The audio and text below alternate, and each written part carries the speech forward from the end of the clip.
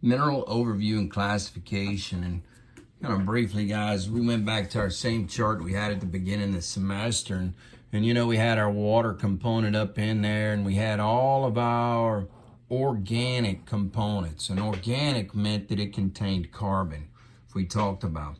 And so we talked about the same thing. You know, if we cremate a body, the part that's left is down here, and it's our inorganic component, or mineral.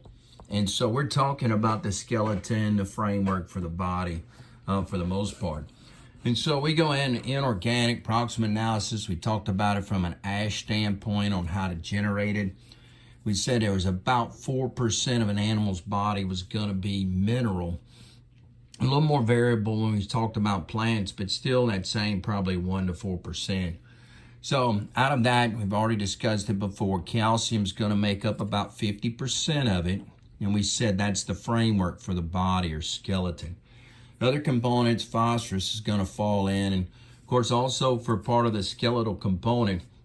The other thing we have to remember for phosphorus, guys, you know, hey, adenosine triphosphate. And so we've seen that, we've seen phospholipids.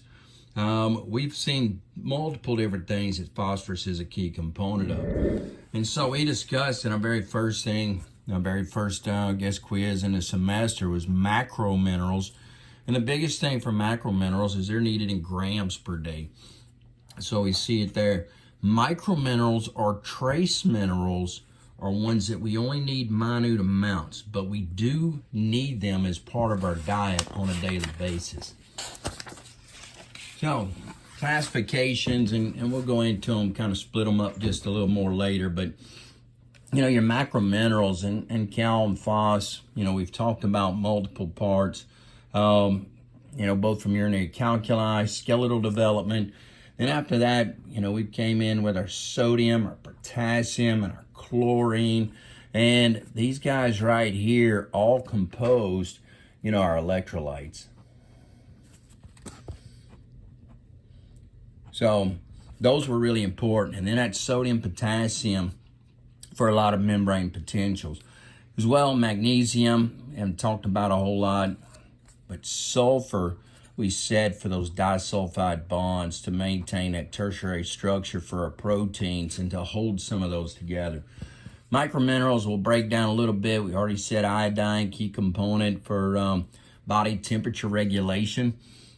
For your thyroid hormones, as well iron and heme for oxygen transport through the blood, copper also to help with oxygen transport, and multiple other functions, and even some immune functions in the body.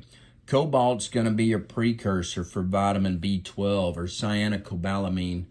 And so fluorine, you know, small deal, helps for tooth decay, strengthen things. Fluorine, though, we're going to talk about a little later, can be what we'd call maybe an accumulative type of poison. That's why you see a warning now for toothpaste. Zinc, of course, and we can take those little air lozenges for immune system and to strengthen it. And then we've had the problems also, sometimes selenium, white muscle disease when we get it in lambs. So sources, and right there, big time, guys. Green leafy vegetables. So no, Ethan is probably not into that.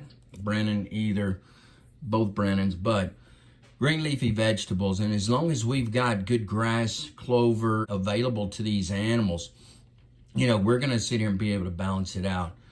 Forages are going to generally be a pretty good source, and some of that's going to be dependent upon what you have in that soil.